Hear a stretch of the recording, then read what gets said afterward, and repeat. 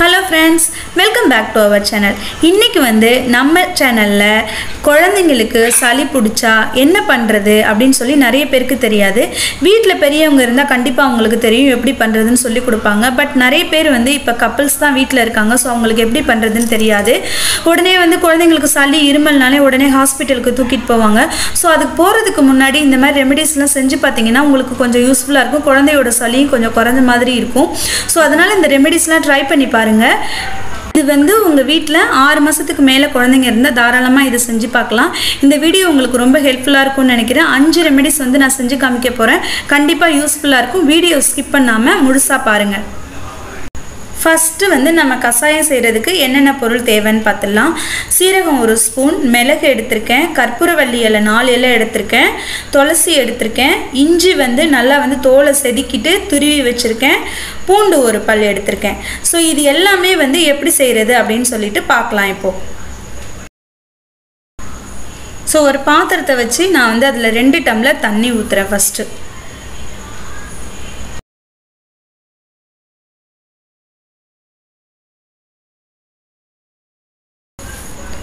Next அதில் prepare பண்ணி வச்சுருக்க திங்ஸை எடுத்து தண்ணி லைட்டாக ஹீட் ஆனதுக்கு அப்புறம் இஞ்சி ஃபஸ்ட்டு போடுறேன். இஞ்சி நல்லா தோலை செதுக்கிட்டு நல்லா துருவி வச்சுருக்கேன்.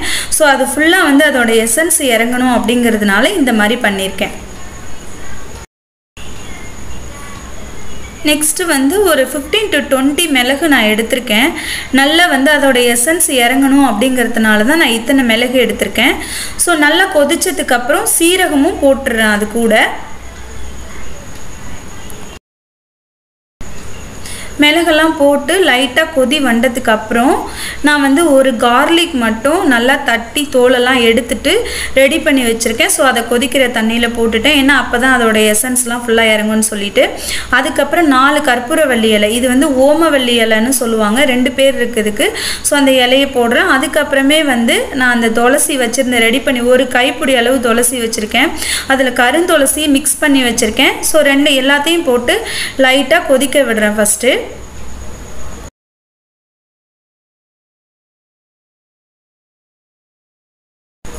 லைட்டாக கொதிக்க ஆரம்பித்தது என்ன பண்ணுறேன்னா, நான் ஒரு பாத்திரத்தை ஒரு பிளேட் போட்டு மூடி வச்சுருவேன்.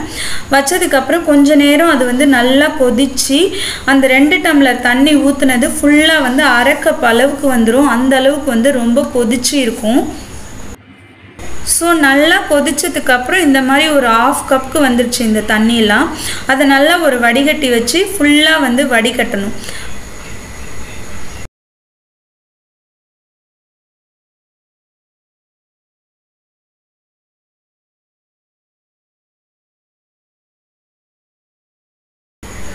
நல்லா இந்த மாதிரி ஒரு கப்பில் நான் ஃபில்டர் பண்ணி எடுத்துக்கிட்டேன். இதை நீங்கள் குழந்தைங்களுக்கு 6 மாதத்துக்கு மேலே உள்ள குழந்தைங்களுக்கு கண்டிப்பாக கொடுக்கலாம். 6 மாதத்துக்கு கீழே உள்ள குழந்தைங்களுக்கு கொடுக்கக்கூடாது.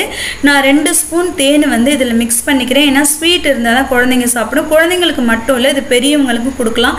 நல்ல ஒரு நெஞ்சு சளியை நீக்கக்கூடிய ஒரு அற்புதமான கஷாயம். இது கண்டிப்பாக செஞ்சு பாருங்கள். 6 மாதத்து குழந்தைக்கு 10 ml 2 டைம் கொடுங்க.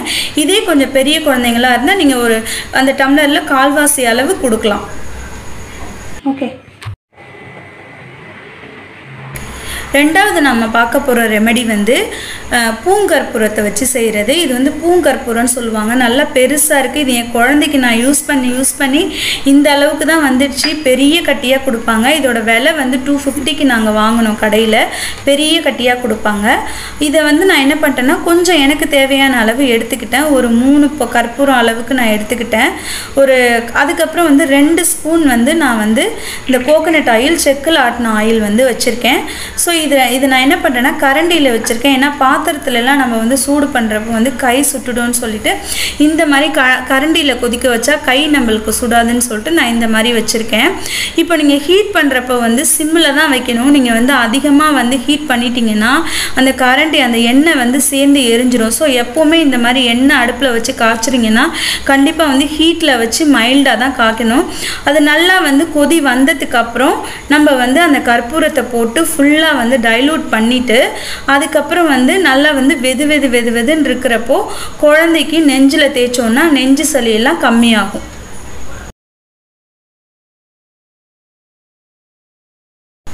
நல்லா அந்த கற்பூரம் வந்து அந்த தேங்காய் எண்ணெயோட நல்லா மிக்ஸ் பண்ணி ஃபுல்லாக வந்து மெல்ட் ஆகி வந்துடும்.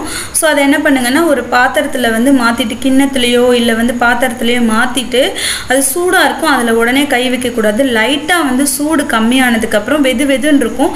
அப்போ என்ன பண்ணால் நம்ம கையால் தொட்டு குழந்தைங்களுக்கு வந்து அப்ளை பண்ணால் நெஞ்சு சளியெல்லாம் கம்மியாகும். மூணாவது ரெமெடி பார்த்திங்கன்னா வெத்தலை. இது குழந்தைங்களுக்கு வந்து ரொம்ப சளிக்கு நல்லதுன்னு சொல்லுவாங்க. இந்த வெத்தலையை வந்து நீங்கள் நல்லா வந்து வாட்டணும். எனக்கு கை சுட்டதுனால நான் இந்த மாதிரி ஹோல்டர் பிடிச்சிட்டு நான் பண்ணுறேன். இந்த மாதிரி ஹோல்டர் இருந்தால் கூட நீங்கள் யூஸ் பண்ணிக்கோங்க வீட்டில். ஏன்னா கையால் வாட்டுறப்போ நம்ம கையில் வந்து சிலப்போ வந்து காயம் படுறதுக்கு வாய்ப்பு இருக்குது. அதனால் வந்து நான் இந்த மாதிரி ஹோல்டர் யூஸ் பண்ணிக்கிட்டேன். நல்லா இந்த வெத்தலை வந்து நம்ம அடுப்பில் வாட்டினதுக்கப்புறம் இந்த மாதிரி லைட்டாக வாடி வதங்கிடும். வதங்கினதுக்கப்புறம் என்ன பண்ணணும்னா இந்த எண்ணெயை எடுத்து அதில் அப்ளை பண்ணிவிட்டு குழந்தைங்க வயிற்றுலையோ நெஞ்சிலையோ போடணும். போட்டிங்கன்னா சளி வந்து இம்மீடியட்டாக கேட்கும். நாலாவது ரெமெடி பார்த்திங்கன்னா நம்மளுக்கு அந்த எண்ணெயை செய்யறதுக்கு வீட்டில் டைம் இல்லை அப்படின்னா இந்த விக்ஸ் இருக்குது பார்த்திங்களா, இதை நல்லா வந்து வெத்தலையை வாட்டிட்டு அது மைல்டாக வெத்தலை வந்து சூடாக இருக்கிறப்போ விக்ஸையும் நல்லா வந்து அதில் தடவிட்டு லைட்டாக ஒரு அடுப்பில் காட்டினீங்கன்னா நல்லா ஃபுல்லாக வந்து விக்ஸ் வந்து மெல்ட் ஆகிடும். மெல்ட் ஆனதுக்கப்புறம் குழந்தைக்கு வந்து நெஞ்சில், பேக் சைடு, அதுக்கப்புறம் தலையில் கூட வைக்கலாம்.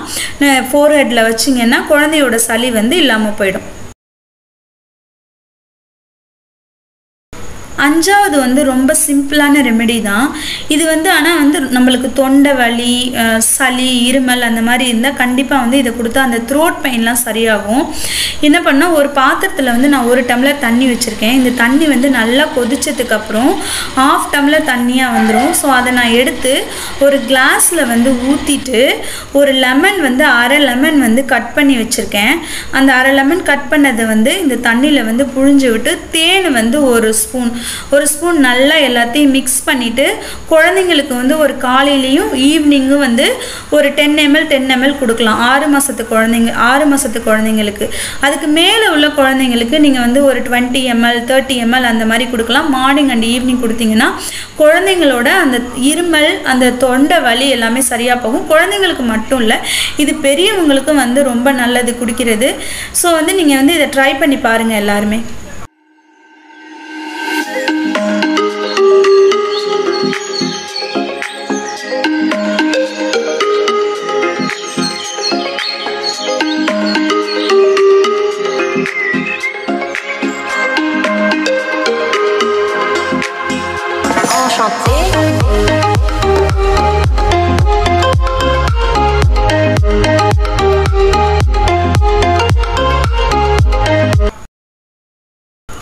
இந்த வீடியோ உங்களுக்கு பிடிச்சிருந்தா நம்மளோட சேனலை சப்ஸ்கிரைப் பண்ணுங்கள், லைக் பண்ணுங்கள், அண்ட் பக்கத்தில் இருக்க பெல் பட்டனை ப்ரெஸ் பண்ணுங்கள். ஸோ தட் நான் எப்பப்போ வீடியோ போட்டாலும் நீங்கள் மிஸ் பண்ணாமல் பார்க்க முடியும்.